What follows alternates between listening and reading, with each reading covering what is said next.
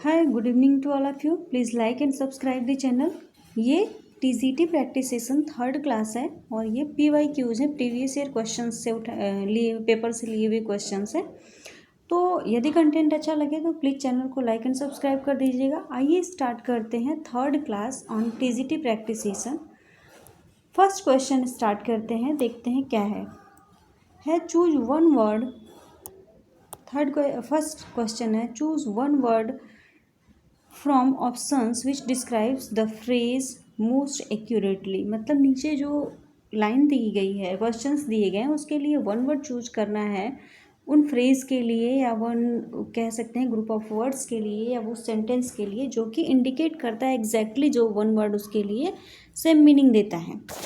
तो आइए first question देखते हैं। To free someone from all blames, मतलब कि किसी व्यक्ति को उसके सारे दोषों से मुक्त कर देना। दैट इज़ नोन एज क्या? फॉरबिड नहीं, कंसोलिडेट नहीं, और फ्लिंग नहीं। तो किस नाम से जाता है? To free someone from all blames, इसे किस नाम से जाना जाता है, या क्या कह सकते हैं वन वर्ड में? इसे कहते हैं एक्सोनरेट। क्या बोलते हैं? एक्सोनरेट, यानी कि निर्दोष ठहराना। क्या? निर्दोष ठहराना, निर्दोष ठहराना, या दोष मुक्त करार करना, दोष मुक्त कर देना।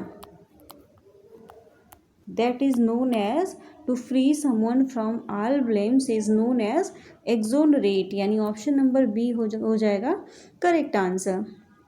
क्वेश्चन नंबर 2 देखते हैं।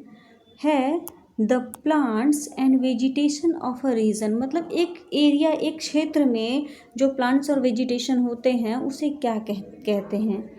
लैंडस्केप कहते हैं? नहीं, लैंडस्केप मतलब होता है क्षैतिज। ऑर्नामेंटल कहते हैं, मतलब आभूषण युक्त? नहीं। फौना बोलते हैं? नहीं। फौना क्या होता है? जो एनिमल रिलेटेड होता है, एनिमल रिलेटेड होता है, that is known as fauna.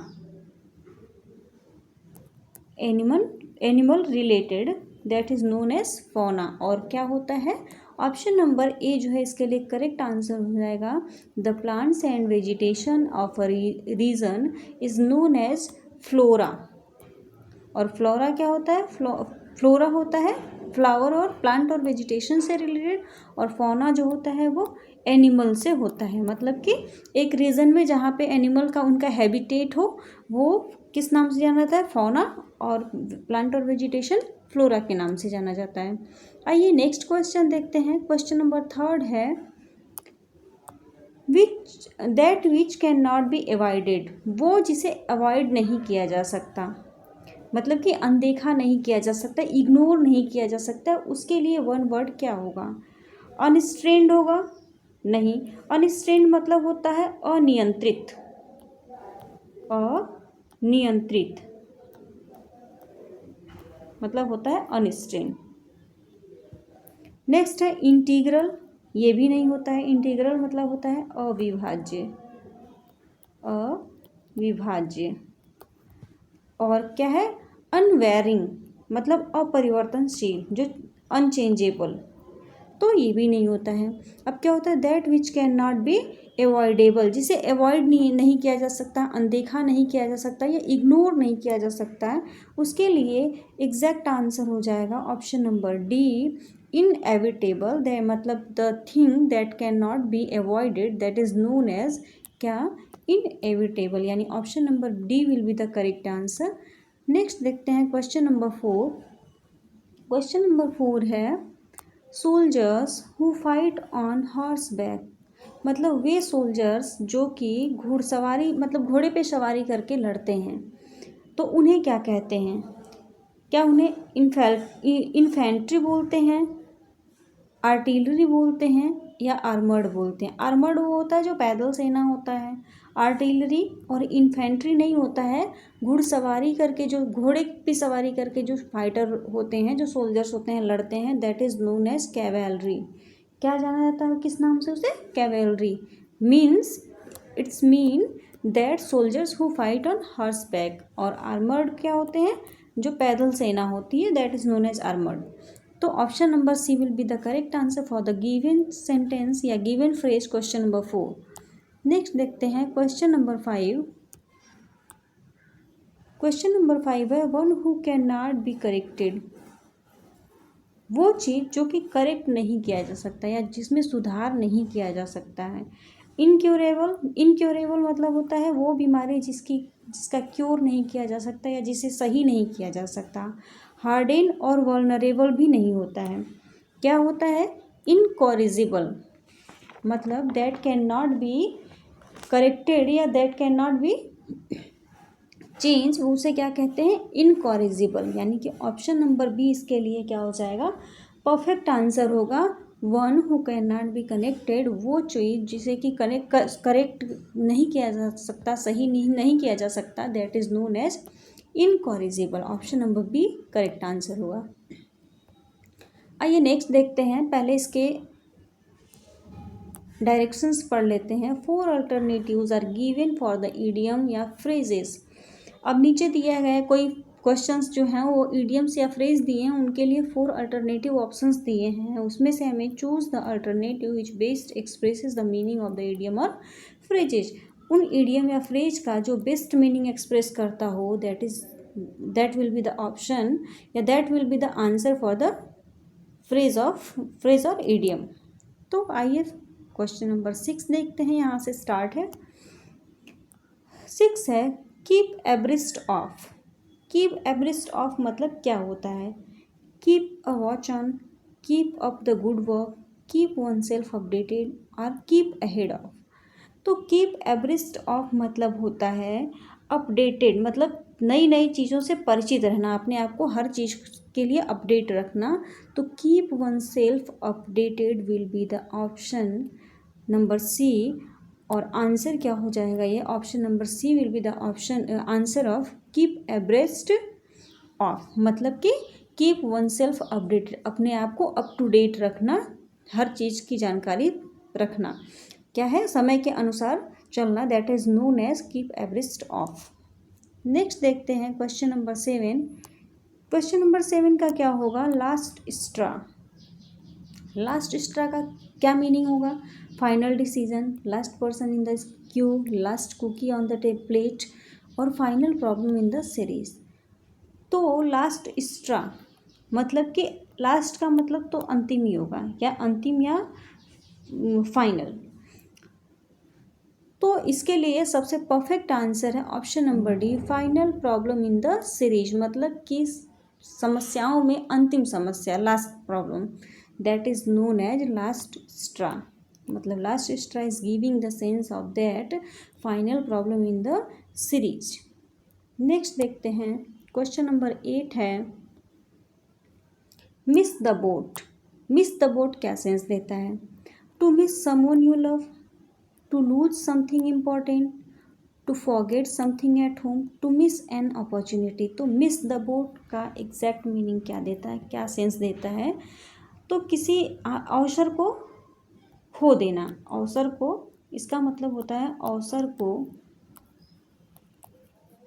खो देना। यानी कि to miss someone you love, नहीं, ये इनकरेक्ट है। टू लूज समथिंग इम्पॉर्टेंट, कुछ इम्पॉर्टेंट को लूज कर देना।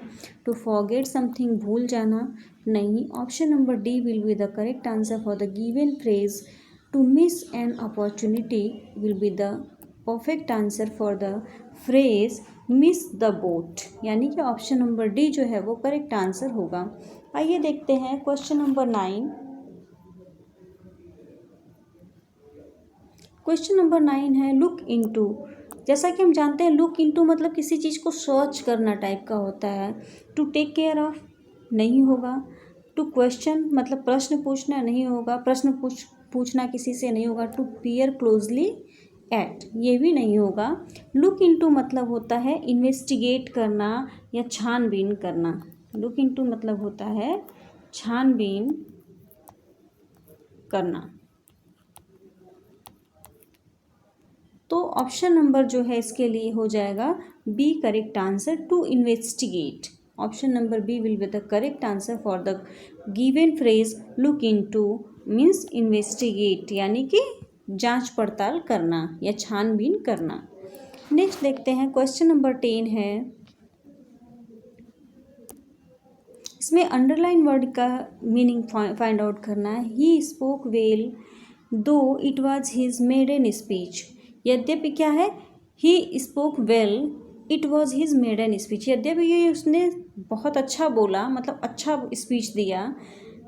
दो यद्यपि कि इट वॉज हिज फर्स्ट मतलब मेडन स्पीच, यद्यपि कि यह उसकी मेडन स्पीच थी, फिर भी वह क्या है, अच्छा बोला, अच्छा स्पीच दिया।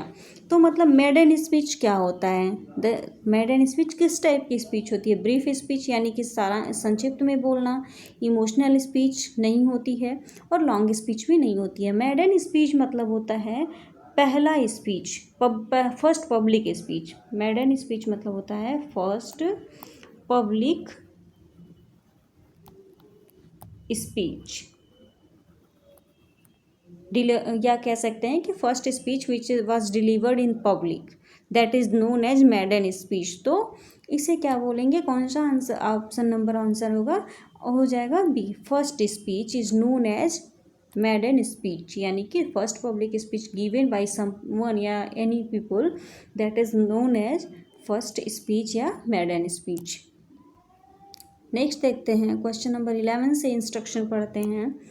इंस्ट्रक्शन है choose the correct options for the given sentence either active और पैसिव, मतलब कि या तो एक्टिव या पैसिव में क्वेश्चन दिया होगा। यदि एक्टिव में दिया है तो you should have to find out the option correct passive voice of the sentence, और यदि सेंटेंस पैसिव में दिया है तो उसका करेक्ट एक्टिव वॉइस आपको फाइंड आउट करना है आगे के क्वेश्चंस में। आइए देखते हैं, a poem was being written by me. अब ये क्या है, एक्टिव है कि पैसिव है, तो ये पैसिव वॉइस है। क्यों पैसिव वॉइस है, क्योंकि V3 है, V3 है और क्या है, बीइंग है। जब भी कंटिन्यूअस के हेल्पिंग वर्ब साथ बीइंग प्लस V3 होता है तो वो पैसिव वॉइस में ही होता है। अब इसका एक्टिव क्या हो जाएगा, ये ऑब्जेक्ट है तो ये क्या हो जाएगा, सब्जेक्ट हो जाएगा एक्टिव में। तो पहले तो आई हो जाएगा जो सब में है, सारे ऑप्शंस में दिया है। नेक्स्ट है बीइंग हट जाएगा और आई के अकॉर्डिंग क्या हो जाएगा, हेल्पिंग वर्ब हो जाएगा। तो आई के अकॉर्डिंग पास्ट का ही हेल्पिंग वर्ब रहेगा, तो एम तो हो नहीं सकता, इसलिए ये ऑप्शन गलत है। हैड भी नहीं हो सकता क्योंकि वॉज बीइंग है तो वो वॉज में या वर्ब में कन्वर्ट हो जाएगा, तो ये भी नहीं होगा। I have been writing a poem, have been नहीं होगा क्योंकि ये प्रेजेंट परफेक्ट कंटिन्यूअस है, ये भी नहीं होगा। क्या हो जाएगा, एग्जैक्ट हो जाएगा, I was writing a poem. Option number D will be the correct answer. कैसे, ये ऑब्जेक्ट है पैसिव का, ये सब्जेक्ट हो गया यहाँ पे आई, हेल्पिंग वर्ब आई के अकॉर्डिंग यहाँ पे लगा है वॉज। कंटिन्यूअस में क्या होता है, आईएनजी फॉर्म लगता है, और ऑब्जेक्ट यहाँ पे सब्जेक्ट क्या है, और पोएम, और पोएम क्या हो जाएगा एक्टिव वॉइस में, ऑब्जेक्ट हो जाएगा इस सेंटेंस का, इसलिए ऑप्शन नंबर क्या हो जाएगा, डी करेक्ट आंसर होगा। नेक्स्ट देखते हैं question number 12, do you know her, क्या तुम उसे जानते हो या क्या आप उसे जानते हो। तो ये क्या है, एक्टिव वॉइस है। एक्टिव वॉइस है तो इसका क्या हमें फाइंड आउट करना होगा, करेक्ट पैसिव वॉइस। अब डू है तो किस में बनेगा, इज एम आर में बनेगा। पैसिव वॉइस किस में बनेगा, हैज़ में तो बन नहीं सकता क्योंकि V3 नहीं है यहाँ पे, V3 दिया होता तो हैज़ बीन में बनता। डू या डज है तो कंटिन्यूअस में जाएगा, डू या डज में भी नहीं बन सकता। वॉज पास्ट है और टेंस किस में है, प्रेजेंट में है, तो ये भी नहीं होगा आंसर, यानी कि एलिमिनेट हो गया option number A, C and D. तो अब देखते हैं क्या ऑप्शन नंबर बी सही है, इज सी। यहाँ पे क्या है, हर क्या है, ऑब्जेक्ट है तो यहाँ पे सब्जेक्ट हो जाएगा, is she known to you. तो option number B will be the correct answer for the given sentence. ये क्या हो जाएगा, पैसिव वॉइस होगा, डू यू नो हर का पैसिव वॉइस हो जाएगा, is she known to you, क्या तुम उसे जानती हो या तुम्हारे द्वारा वह जाना जाता है। नेक्स्ट देखते हैं ऑप्शन नंबर क्वेश्चन नंबर है 13 क्या है, आई कांट ड्रॉ दिस पिक्चर, मैं इस पिक्चर को ड्रॉ नहीं कर सकता। अब ये क्या है, एक्टिव वॉइस है, एक्टिव वॉइस है। अब ये क्या है, मॉडल वर्ब है, कैन कुड मॉडल वर्ब होता है। तो देख लेते हैं पहले, अब इसका ऑब्जेक्ट क्या है, दिस पिक्चर, ये सब्जेक्ट हो जाएगा। तो सब में this picture this picture this picture this picture सब में है। अब क्या कैन का कुड हो जाएगा, तो नहीं, पैसिव वॉइस में कैन का कुड नहीं होता है, इसलिए ये नहीं होगा और ये भी नहीं होगा। यानी कि दो ऑप्शन तो ऐसे ही एलिमिनेट हो गए। अब बचता है this picture can not be drawn by me, और दूसरा ऑप्शन है this picture can not drawn by I. तो जब ये आई सब्जेक्ट है इसमें और पैसिव वॉइस में ऑब्जेक्ट हो जाएगा, तो ऑब्जेक्ट के रूप में वो क्या हो जाएगा, मी होगा, न कि आई होगा। That's why option number B भी हमारा एलिमिनेट हो जाता है। अब ऑप्शन क्या बचता है, ऑप्शन नंबर ए, जो कि करेक्ट आंसर है for the given sentence I can't draw this picture. इसके लिए है this picture can not be drawn by me, जो है आंसर हो जाएगा option number A. Next question देखते हैं। नेक्स्ट है क्वेश्चन नंबर 14 है, they will laugh at you, वे तुम्हारे ऊपर हंसेंगे। तो अब यहाँ पे ऑब्जेक्ट है यू, तो यू क्या हो जाएगा, सब्जेक्ट हो जाएगा। विल है यानी कि फ्यूचर इंडिफिनिट है, तो फ्यूचर कंटिन्यूअस में चेंज हो जाएगा, क्या हो जाएगा, विल बी हो जाएगा। तो you will have been laughed है, ये गलत हो जाएगा। यू कैन तो हो ही नहीं सकता क्योंकि यहाँ पे मॉडल वर्ब की कोई ज़रूरत ही नहीं है। विल है तो विल भी हो जाएगा। You may be laughed at by them, तो ये भी नहीं होगा। एग्जैक्ट क्या हो जाएगा, यू का यू हो जाएगा सब्जेक्ट, और विल की जगह पे हेल्पिंग विल बी हो जाएगा। V3 हो जाता है हेल्पिंग वर्ब का, तो यहाँ V3 है, एट बाई दे का देम हो जाएगा। यानी कि ऑप्शन नंबर डी जो है वो करेक्ट आंसर होगा फॉर क्वेश्चन नंबर 14। आइए नेक्स्ट देखते हैं क्वेश्चन नंबर 15 है, Sheela painted the house green, Sheela ने घर को ग्रीन पेंट किया। अब ये क्या है, पास्ट इंडिफिनिट है यानी कि सिंपल पास्ट है। अब सिंपल पास्ट का पैसिव वॉइस क्या हो जाएगा, वॉज में चला जाएगा, यानी कि कंटिन्यूअस के हेल्पिंग वर्ब में चला जाएगा। अब यहाँ पे पहले देखते हैं कि ऑब्जेक्ट क्या है, द हाउस है, तो पहले तो सब्जेक्ट में आ जाएगा द हाउस, जो कि सब में दिया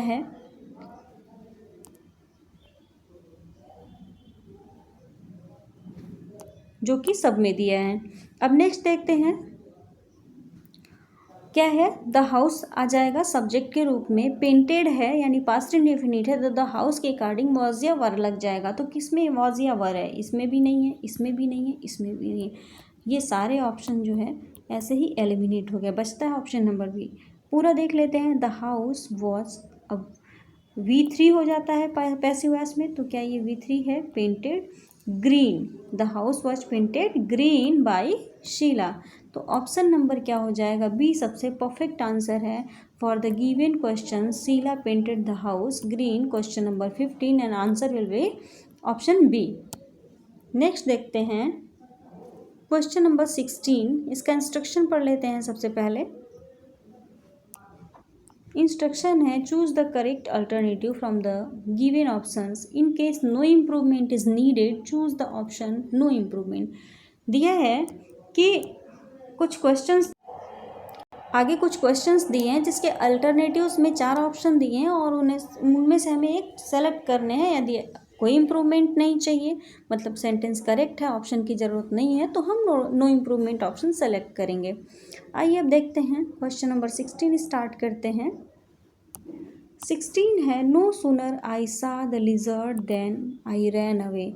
नो सूनर के साथ हम क्या जानते हैं, नो सूनर डिड लगता है और देन का यूज़ होता है। नो सूनर डिड, फिर V1 लगता है और देन लगता है।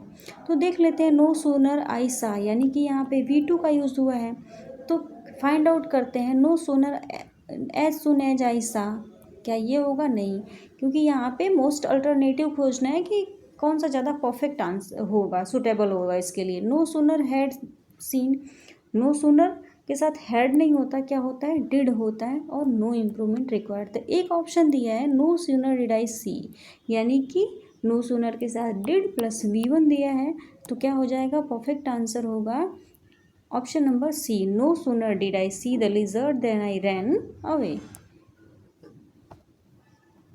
नेक्स्ट देखते हैं क्वेश्चन नंबर 17 है, my opinion for this film is that it will buy the Oscar award. मतलब मेरा ओपिनियन इस पिक्चर के बारे में है, तो क्या पिक्चर के लिए होगा? नहीं, इस पिक्चर के बारे में होगा, के बारे में। और इसका सेंस कौन सा प्रीपोजिशन देता है? वो देता है अबाउट, यानी कि फॉर के जगह पे यहाँ पे फॉर किससे रिप्लेस हो जाएगा? फॉर रिप्लेस हो जाएगा अबाउट से। तो सबसे क्लोज या सबसे नियरेस्ट ऑप्शन, सबसे परफेक्ट आंसर हो जाएगा अबाउट। मतलब कि my opinion about this film is that it will by the Oscar award. मेरा इस फिल्म के बारे में विचार है कि मेरा अपना ओपिनियन है कि यह फिल्म जो है ऑस्कर अवार्ड पाएगी। नेक्स्ट देखते हैं question number 18, you will not succeed unless you don't work hard. यदि तुम कठिन परिश्रम नहीं करोगे तो तुम पास नहीं होगे या सफलता नहीं पाओगे। अब अनलेस जो है ये ऑलरेडी क्या है, एक निगेटिव सेंस देता है। जहाँ अनलेस और अनटिल आता है वहाँ दो निगेटिव वर्ड एक साथ नहीं आते, क्योंकि यहाँ पे जब डोंट का यूज़ होगा तो वो भी निगेटिव, और ये तो ऑलरेडी निगेटिव है। You will not succeed unless, यदि तुम हार्डवर्क नहीं करोगे, तो ये इसी में एक ही सेंटेंस में दो निगेटिव वर्ड नहीं आ सकते, इसलिए इसमें एरर है, हो जाएगा। जब अनलेस आया है तो अंडरलाइन वर्ड में डू नॉट का यूज़ नहीं होगा, क्या हो जाएगा? केवल हो जाएगा वर्क हार्ड। मतलब if you will not succeed unless you work hard, मतलब कि जब तक कि तुम कठिन परिश्रम नहीं करते तुम सफल नहीं होगे। ऑप्शन नंबर क्या हो जाएगा? सी करेक्ट आंसर हो जाएगा। डू नॉट वर्क हार्ड क्यों नहीं होगा? क्योंकि एक साथ ये अनलेस और डू नॉट दोनों निगेटिव वर्ड एक ही सेंटेंस में नहीं यूज किया जा सकता। नेक्स्ट देखते हैं क्वेश्चन नंबर 19। क्वेश्चन नंबर 19 है, unfortunately I did not pass in the examination. अब यहाँ पे क्या एरर हो सकती है? I did not pass the examination, in the examination नहीं होगा, क्योंकि किसी पर्टिकुलराइज इस एग्ज़ाम को नहीं किया जा रहा है। केवल कहा जा रहा है कि unfortunately I did not pass the examination, मैं एग्जामिनेशन पास नहीं कर पाया दुर्भाग्यवश। तो यहाँ पे इन प्रीपोजिशन का कोई यूज़ नहीं होगा, ये गलत यूज है। तो क्या हो जाएगा? आई डिड नॉट पास, यानी कि option number C will be the correct answer for the underline word. Next देखते हैं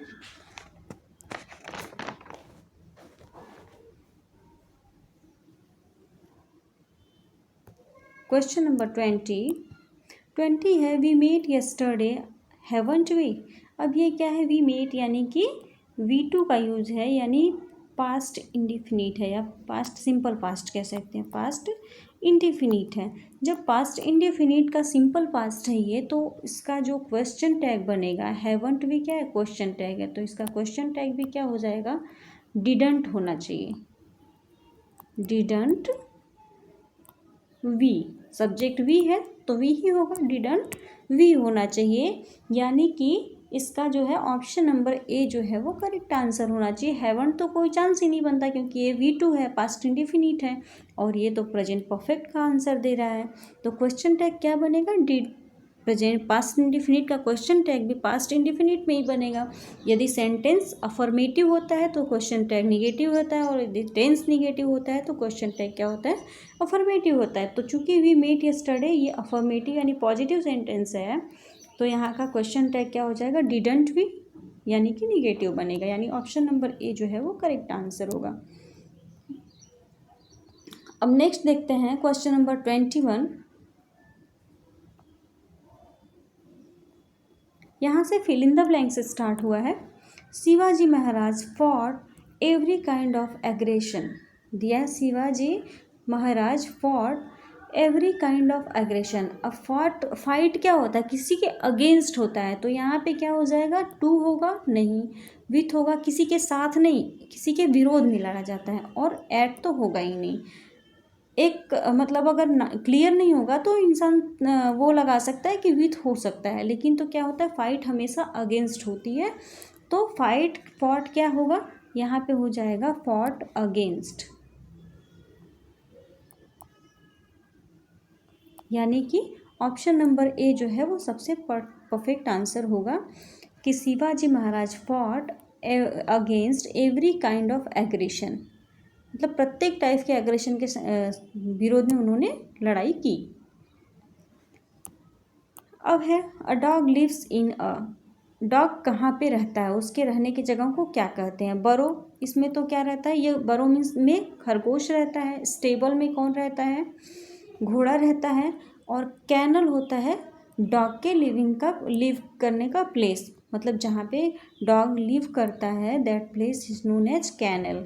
यानी कि ऑप्शन नंबर डी जो है वो करेक्ट आंसर होगा, KENNEL, kennel, where the dog lives is known as kennel. Next देखते हैं, क्वेश्चन नंबर 23 है, he is weak he does a lot of work, मतलब कि वह कमज़ोर है। अब क्या वह कमज़ोर है और कठिन कार्य करता है? नहीं, क्योंकि वह कमज़ोर है इसलिए वह कठिन, ही डज अ लॉट इसलिए उसने बहुत किया, बहुत काम किया? नहीं, क्योंकि सेंस ही नहीं बैठता है। ही इज़ वीक इसलिए वह कमज़ोर है, इसलिए ये भी नहीं।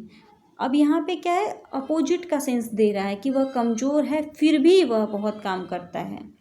तो यहाँ पे क्या हो जाएगा, सबसे अच्छा ऑप्शन होगा ऑप्शन नंबर बी, यानी कि येट। क्या हो जाएगा? येट। येट मीन्स होता है फिर भी, यानी कि ही इज़ वीक, वह कमज़ोर है फिर भी ही does a lot of work, तब भी वह बहुत अधिक काम करता है। अगर होता कि ही इज़ वीक और वह कमज़ोर है और वह बहुत अधिक काम करता है तो ये बेटर सेंस नहीं दे रहा है, क्योंकि वह कमज़ोर है इसलिए वह ज़्यादा काम करता है, ये भी कोई सेंस नहीं दे रहा है और सो भी नहीं दे रहा है। सबसे परफेक्ट सेंस क्या दे रहा है, ही इज़ वीक यानी कि वह कमज़ोर है फिर भी ही does a lot of work, तब भी वह बहुत ज़्यादा काम करता है। अब नेक्स्ट देखते हैं, क्वेश्चन नंबर 24 है, each man and each woman a vote. यहाँ पे जैसे एंड से जुड़ने पे जब दो नाउन एंड से जुड़ते हैं तो वो क्या लेते हैं, प्लूरल हेल्पिंग वर्ब लेते हैं। लेकिन यहाँ पे मैन और वुमन के एंड से तो जुड़े हैं लेकिन दोनों के पहले क्या है, ईच है। और ईच और एवरी किसको फाइंड आउट करता है, ईच और एवरी के साथ हमेशा सिंगुलर हेल्पिंग वर्ब लगता है। ईच और एवरी के साथ, ईच और एवरी से कितने भी नाउन जुड़े हों एंड से, लेकिन वहाँ पे क्या होता है, वो प्लूरल नहीं माना जाता है, वो सिंगुलर हेल्पिंग वर्ब लेता है। तो यहाँ पे क्या हो जाएगा, each man and each woman, have नहीं होगा, मस्ट नहीं हो, कैन नहीं होगा और मस्ट भी नहीं होगा, क्या हो जाएगा, हैज़ होगा। Each man and each woman has a vote, प्रत्येक स्त्री और प्रत्येक आदमी और प्रत्येक औरत का अपना एक वोट होता है। नेक्स्ट देखते हैं, question number 25, many a man imprison without trial in fascist countries, दिया है फासिस्ट कंट्रीज में बहुत से लोग, many a man imprison without trial, मतलब बिना ट्रायल के ही क्या कर दिए जाते हैं, इम्प्रिजन कर दिए जाते हैं। तो यहाँ पे कौन सा परफेक्ट आंसर होगा, मेनी अ मैन कैसा हेल्पिंग वर्ब लेता है, मेनी अ मैन, मेनी से लगता है कि प्लूरल है लेकिन अ मैन, तो मेनी अ मैन के साथ हमेशा क्या लगता है, सिंगुलर हेल्पिंग वर्ब लगता है। Many a man always takes a singular verb. It means that कि आर नहीं हो सकता, वर नहीं हो सकता और हैव भी नहीं हो सकता। क्यों? क्योंकि मेनी अ फिर नाउन हमेशा क्या करता है, सिंगुलर वर्ब टेक करता है। तो इसलिए यहाँ पे क्या हो जाएगा, ऑप्शन नंबर सी जो है सबसे परफेक्ट आंसर होगा for the given sentence. Question number 24 हो जाएगा यहाँ पे इज। नेक्स्ट देखते हैं, question number 26, find out the correctly spelled word. अब डिफ्यूज़न का स्पेलिंग फाइंड आउट करना है।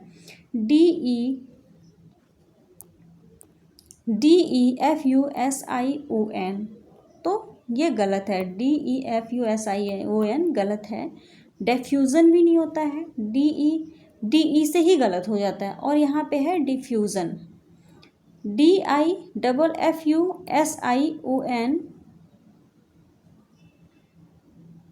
ये स्पेलिंग करेक्ट है और ये भी करेक्ट है क्योंकि दोनों सेम हो गया है। क्या होगा, स्पेलिंग होता है यहाँ पे SS लिखना था, टाइपिंग मिस्टेक हो गया। DIFFUSSION फोर्थ ऑप्शन था, तो इसलिए अभी क्या है, दोनों ऑप्शन में करेक्ट स्पेलिंग हो गया है, तो यही आंसर हो जाएगा। ऑप्शन नंबर ए और डी बोथ करेक्ट है। क्या होता है करेक्ट स्पेलिंग? DIFFUSION। ये टाइपो मिस्टेक है कि दोनों में गलती से हो गया, तो स्पेलिंग क्या हो जाएगी? डिफ्यूज़न, यानी ऑप्शन नंबर ए और D both are correct. Next देखते हैं क्वेश्चन नंबर 27। इसमें है डिटर्मिनेशन। अब डिटर्मिनेशन की एग्जैक्ट स्पेलिंग क्या होती है, यहाँ पे भी करेक्टली स्पेल्ड वर्ड फाइंड करना है। तो आइए देखते हैं। DETERMINA, यहाँ तक तो सही है। अब यहाँ पे SION नहीं होता है, इसलिए क्या है, ये इनकरेक्ट है। डेटरीमिनेशन, ये भी नहीं होता है। DETI नहीं होता है, ये इनकरेक्ट हो गया। नेक्स्ट है डिटर्मिनेशन, DETRMINATION, ये भी नहीं होता है। DETER होता है। क्या होता है? DETERMINATION, यानी कि DETERMINATION जो है करेक्ट आंसर होगा।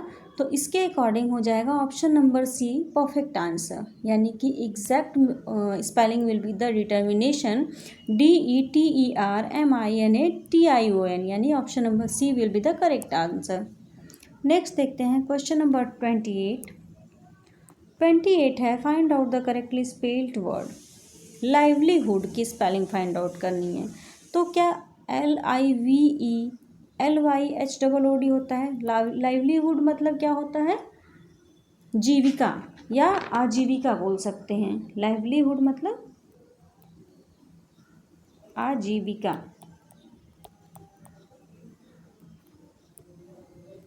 आजीविका या जीवन यापन करने के लिए मूलभूत चीज़ें।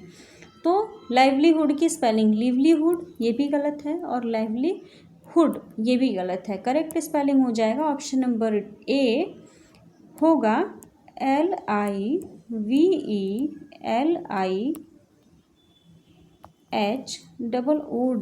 यानी option number A correct answer होगा फॉर वर्ड लाइवलीहुड।